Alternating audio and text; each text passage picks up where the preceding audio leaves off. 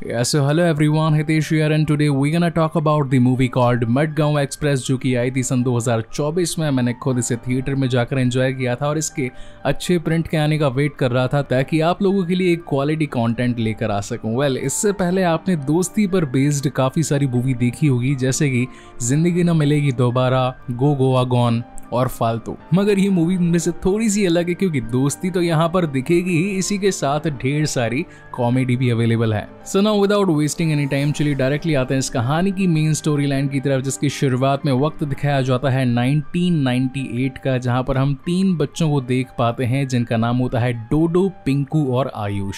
इस वक्त इन बच्चों के स्कूल की फेयरवेल पार्टी चल रही थी और गर्ल्स साथ में प्लान बना रही थी कि वो गोवा जाएंगी। तो ये तीनों बच्चे भी सोचते हैं कि क्यों ना हम भी साथ में गोवा जाएं, क्योंकि मिडिल क्लास लड़कों का तो शुरू से ही, बचपन से ही यही मोटो या फिर कहें कि यही प्लानिंग होती है कि एक बार दोस्तों के साथ मजे करने के लिए गोवा जरूर जाएंगे। खैर, मुझे कमेंट सेक्शन में जरूर बताइएगा कि क्या आप लोग भी अपने दोस्तों के साथ कभी गोवा या फिर इंडिया की किसी और डेस्टिनेशन पर घूमने के लिए गए हैं। अगर गए हैं तो कमेंट सेक्शन में बताना मत भूलिएगा। Now coming back to the main story, ये लोग अपने घर पर जाकर बातचीत करते हैं कि इन्हें छुट्टियां मनाने के लिए अपने दोस्तों के साथ गोवा जाना है, मगर माँ बाप इन्हें मना कर देते हैं और ऐसा करते करते काफी टाइम बीत जाता है और अब वक्त आ चुका होता है 2018 का। ये तीनों ही बच्चे यानी कि डोडो, पिंकू और आयुष बड़े हो चुके होते हैं और सोचते हैं कि हम मुंबई से गोवा बाय कार जाएंगे, मगर जैसे ही ये लोग एक्साइटमेंट में अपनी गाड़ी को निकालते हैं कि आगे एक वाटर पंप से गाड़ी ठोक देते हैं। इस चक्कर में ये लोग काफी ज्यादा इंजर्ड भी हो जाते हैं और इनका प्लान वहीं धरा का धरा रह जाता है। और अब यहाँ से कहानी आगे बढ़ती है 6 साल आगे, यानी कि प्रेजेंट टाइम 2024। अब बेसिकली हर कोई अपनी अपनी लाइफ में कुछ अच्छा कर चुका होता है, यानी कि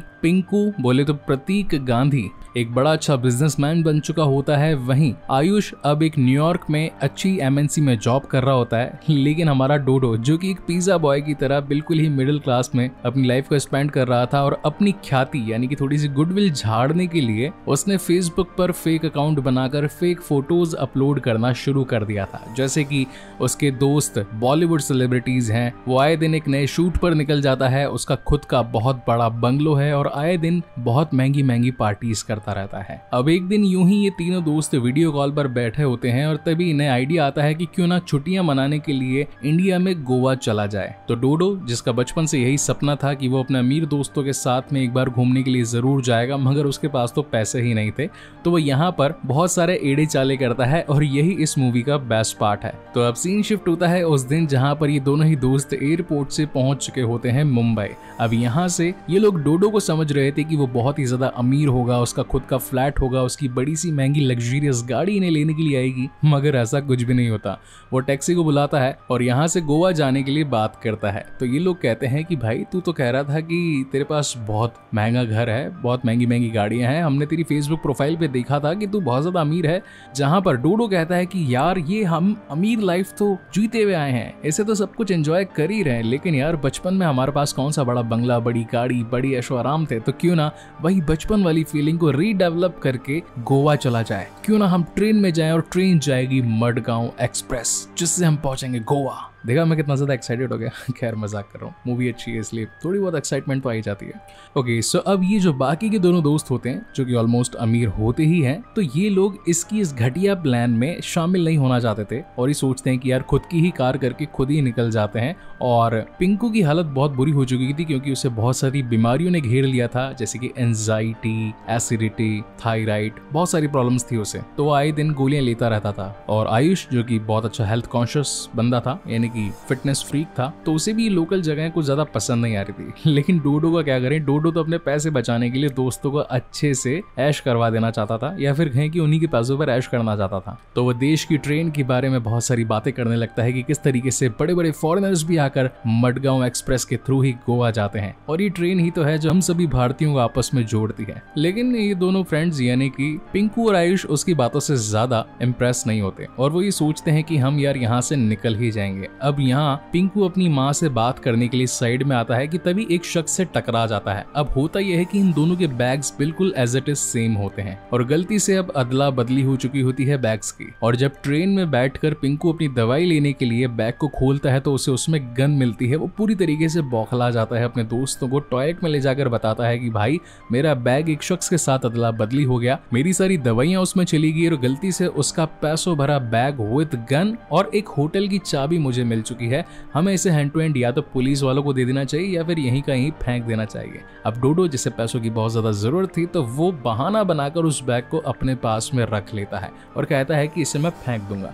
और नेक्स्ट डे ये लोग पहुंच जाते हैं मडगांव से सीधा गोवा। अब गोवा आने के बाद में डोडो कुछ ज्यादा ही एक्सपेंस करने लगता है, यानी कि बढ़िया जगह बैठकर नाश्ता वगैरह करना, दोस्तों को अच्छा खाना खिलाना, बियर वगैरह पीना, जो कि सभी लोग गोवा आने के बाद में ऑलमोस्ट करते ही हैं। तो ये लोग सोचने लगते हैं कि भाई आखिर इसके पास इतना पैसा कहाँ से आया। खैर शायद हो भी सकता है कि तभी उसकी मुलाकात एक हेल्यूसिनेटेड ड्रगी से होती है, यानी कि कुणाल खेमू, जो कि उसे थोड़े से ड्रग्स दे देता है। और अब इस ड्रग को ले लेने के बाद में तो ये तीनों ही झूमने लगते हैं, पूरी रात नाचते हैं और नाच गाते वक्त आयुष की मुलाकात ताशा नाम की एक लड़की से भी होती है और ये खूब डांस वींस कर कुरा करके अपने रूम में आकर सो जाते हैं। और जैसे ही आयुष की आंखें खुलती है तो वो अपने पास में काफी सारी प्रोस्टिट्यूट्स या फिर कहें कि पैसों के पीछे खींची आने वाली लड़कियों के साथ में पाता है तो उसकी आंखें फटी की फटी रह जाती है।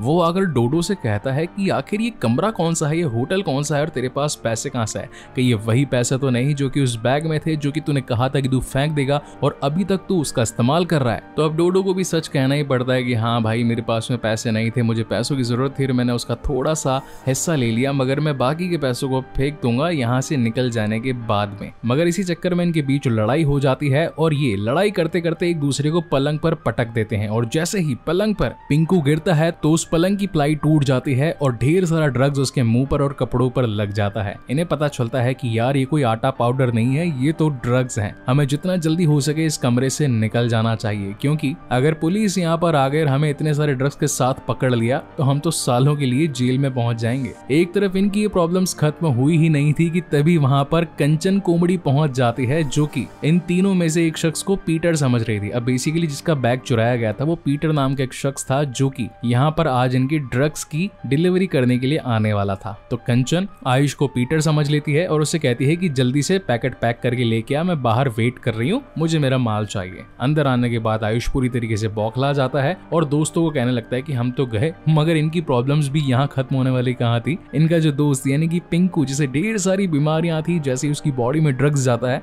वो पूरी तरीके से पागल हो जाता है, उसके अंदर रैम्बो की आत्मा आ जाती है मानो, और वो कहने लगता है यार मैं किसी से डरता नहीं हूँ, सबकी जीप फाड़ के रख दूंगा, मतलब समझ रहे हो ना। और ये तीनों कैसे तैसे उस होटल के रूम से निकलकर भाग जाते हैं और सोचते हैं कि यार हम लोग किस प्रॉब्लम में फंस गए, हम तो छुट्टियां मनाने के लिए निकले थे और किस ड्रग्स के मामले में फंसने वाले हैं। अब जहाँ एक तरफ डोडो पिंकू के लिए मेडिकल से दवाई लेने के लिए जाता है कि तभी आयुष और पिंकू के बीच में बातचीत होती है, जहाँ पर आयुष बताता है कि उसे एक लड़की से प्यार हो गया है और वो जल्दी उससे शादी करेगा। वहीं पिंकू बताता है कि यार वो अपने घर वालों से डर डर कर जीने लगा है, इन सारी बीमारियों ने उसे खोखला कर दिया है, उसे नई हिम्मत नई ताकत की जरूरत है ताकि वो सर उठाकर जी सके दुनिया, समाज और अपने घर वालों के सामने। अब डोडो जो कि हमेशा से इंडिया में ही रहता आया था, उसे ड्रग्स और इन सब फालतू इड़े चालों के बारे में थोड़ी बहुत नॉलेज थी, तो वह यहाँ के लोकल लोगों से पूछने लगता है कि भाई अगर ड्रग्स का डोज ज्यादा हो जाए तो कम कैसे करें। कि तभी उसकी मुलाकात ताशा से हो जाती है, जो कि एक रात पहले उन्हें डांस करते हुए मिली थी। तो ताशा कहती है कि कोई बात नहीं, मैं यहाँ पर गोवा में एक ऐसे डॉक्टर को जानती हूँ जो कि हाई लेवल के ड्रग डोज को थोड़ा सा मेंटेन कर सकता है या फिर तुम्हारे दोस्त को ठीक कर सकता है। और ये लोग पहुंच जाते हैं रैमो डिसूजा के पास में, जो कि होता है डॉक्टर डैनी। कहना पड़ेगा लॉन्डे ने बॉडी बहुत तगड़ी बनाई है इस मूवी में। अब यहाँ डैनी भाई साहब का पूछना था कि आखिर तुमने ड्रग्स कौन सा ले लिया जिसकी वजह से इसके अंदर सुपरमैन की आत्मा आ गई। खैर चलो मैंने इस ड्रग्स का असर कम कर दिया है, थोड़ी ही देर में तुम्हारा दोस्त ठीक हो जाएगा। वहीं कहानी में एंट्री होती है one of the lead actor called Mendoza, जिसका ये सारा का सारा माल था जो कि पीटर चुराकर इससे भागा था। तो मेंडोसा अपने सारे के सारे लोगों को ऊंधा टंगा देता है, इनफैक्ट खुद भी उल्टा हो जाता है और कहता है कि माल जो तुमने मेरा गायब किया है, मुझे मेरा माल चाहिए वरना तुम लोगों को गायब कर दूंगा। वहीं दूसरी तरफ अब गोवा की पुलिस इन तीनों के पीछे पड़ चुकी थी, क्योंकि कंचन कोमड़ी और मेंडोसा ने जो अपने लोगों से बात फैलाई थी कि ड्रग्स ढूंढो, तो खबरियों ने ये बात अब पुलिस तक भी पहुंचा दी थी और पुलिस को लगने लगता है कि ये तीनों लड़के यानी कि डोडो, पिंकू और आयुषी हैं जो कि इलीगल ड्रग्स गोवा में लाकर बेच रहे हैं। तो अब ये तीनों ही अपनी जान पुलिस से बचाकर भागने लगते हैं और भागते भागते बीच पर पहुंच जाते हैं और एक दूसरे को देखने लगते हैं कि यार हम किस प्रॉब्लम में फंस गए, निकले थे एंजॉय करने